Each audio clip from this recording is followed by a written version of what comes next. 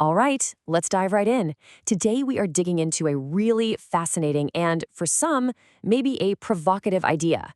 What if the Christianity that we know today is actually profoundly different from the original teachings of its founder? Our sources kick things off with this huge question. I mean, just think about it for a second. It might sound radical, but it's the key that unlocks this hidden tradition that seems to run through centuries of history. And this contrast is really the heart of what we're talking about today. You've got the esoteric path on one side. That's all about what happens inside you. It's experiential, it's about changing your very being. And then you've got the exoteric system, which is external, it's based on belief, and it's designed for the masses. So let's start by really getting clear on this fundamental conflict.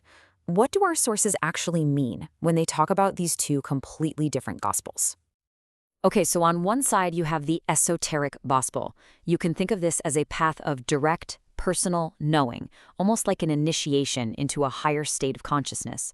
Then on the other side, you have the exoteric gospel.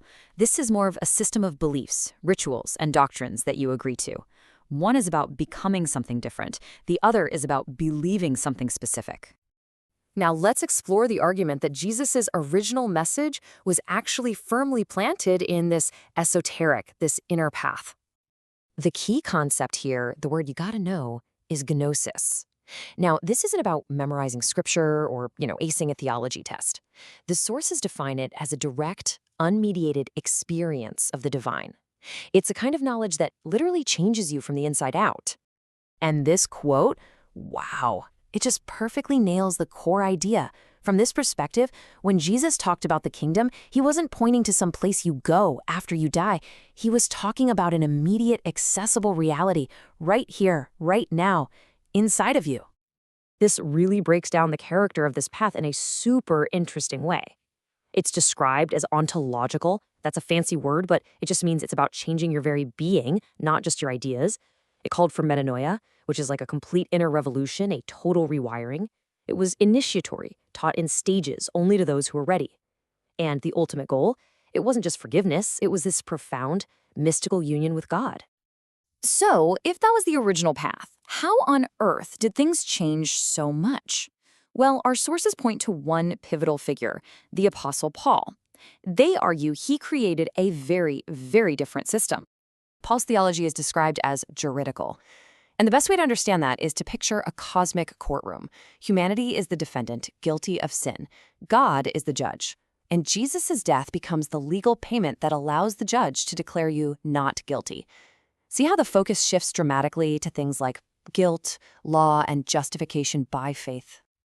This table just lays out the contrast so clearly. I mean, look at the focus. It shifts from inner awakening, that gnosis, to justification by faith in Paul's system. And check out the goal. It moves from a mystical union with God to a legal atonement for sin. This is a fundamental change in the entire spiritual game. So, this is the crucial question, right? How did this happen? How did a system of believing come to completely overshadow a path of inner becoming? The sources describe this really clear progression. It starts with Jesus' small inner circle, the initiates. Then, Paul comes along and systematizes the message, creating a faith-based religion that's way more accessible to everyone. Over centuries, this system ossifies. It hardens into rigid church doctrine. And then the final step, suppression.